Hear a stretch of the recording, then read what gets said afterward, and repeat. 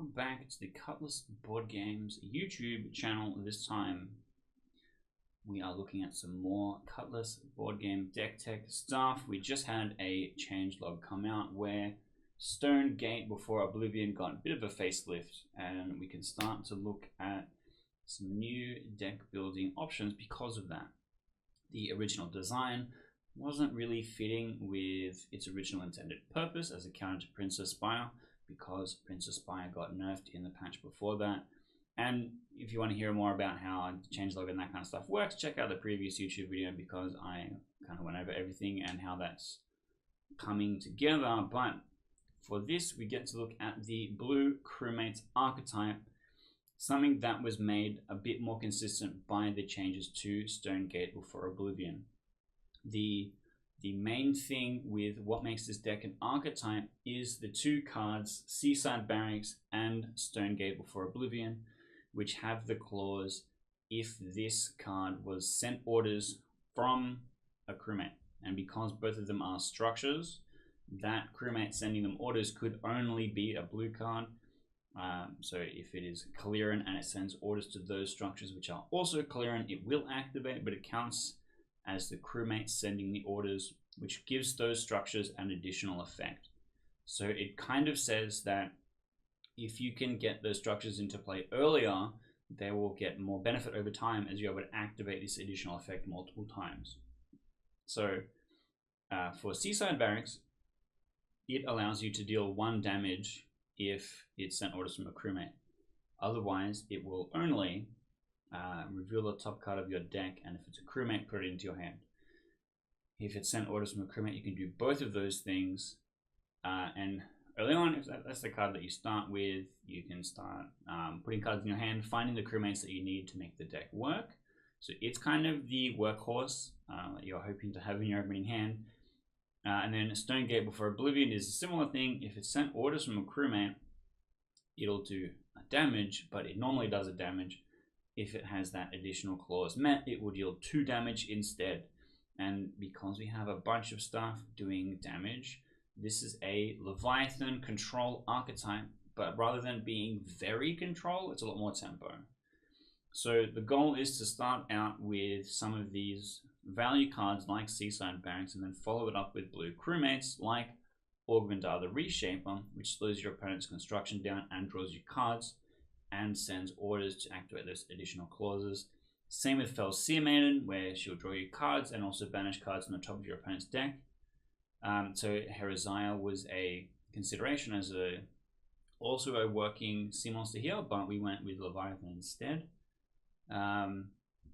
We've got the Seed of Power Tyler combo, where we can potentially draw a bunch of cards after we've kind of hit that mid-game point, where we can use the Unexplored Maelstrom, play the Seed of Power face down with 5 counters on it, play the Tyler, turn the Seed of Power face up, draw 5 cards, and get back in the game.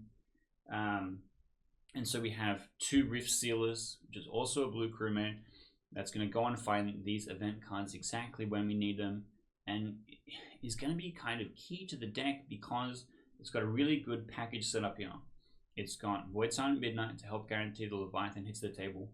It's got 3 Leviathan strikes, which if 2 treasures have been claimed, will deal 2 damage to anything. So you're trying to use the Leviathan strike to get something to 4 to help activate the Leviathan's effect, where the Leviathan will claim that damaged card as a treasure, removing it from your opponent's tableau, which is very strong, but you have to get to that 4 damage. We've also got Scry the Stars, which can help find the Seed of Power, get it into play to combo and draw those cards, but it can also just get you additional Stone Gates if you need that extra damage. We've got Unexplored Maelstrom to find anything from your discard pile and play it with the extra counters. And Carrion Deluge, where if the first card you have to play is Rift Sealers, you never have any good targets. All the events have a clause on it. Scry the Stars, you have to have 3 uniquely named structures. Leviathan Strike, there has to be 2 treasures claimed total. Unexplored Maelstrom has the same thing. But Carrion Deluge can just off the rip straight away remove a structure from your opponent's hand, which is pretty good, and it's a worthwhile inclusion even if there's just 2 of them. And then we have one Thomas Daring. Kind of always put one Thomas Daring in every deck.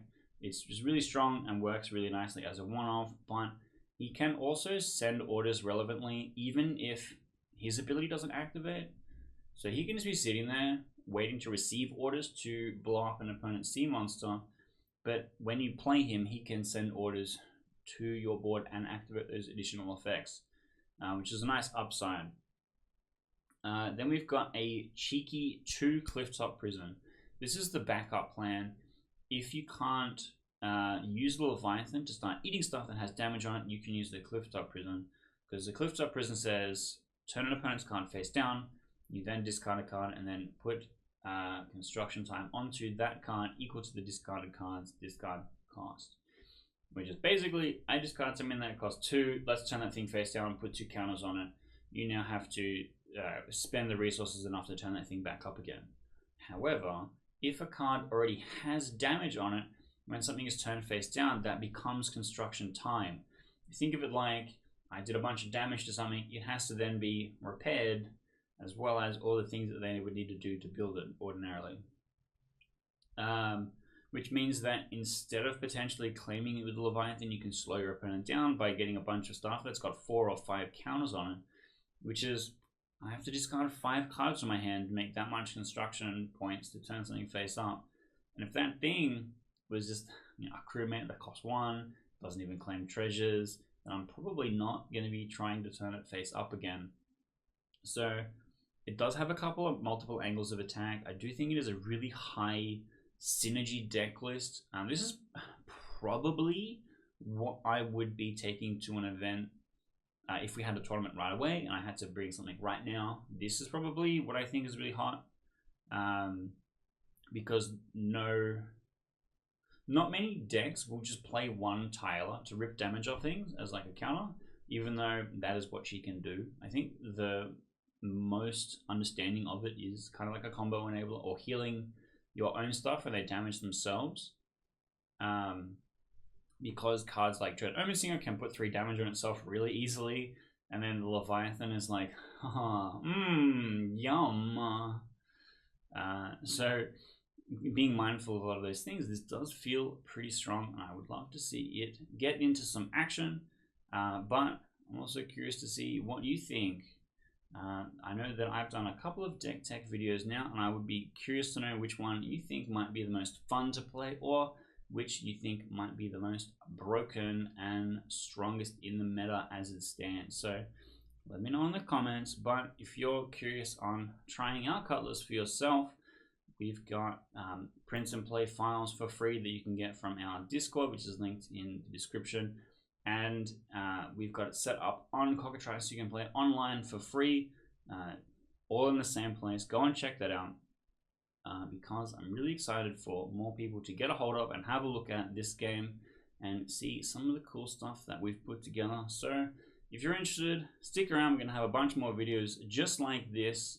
So hopefully soon I'll be able to see you in the Age of Steel.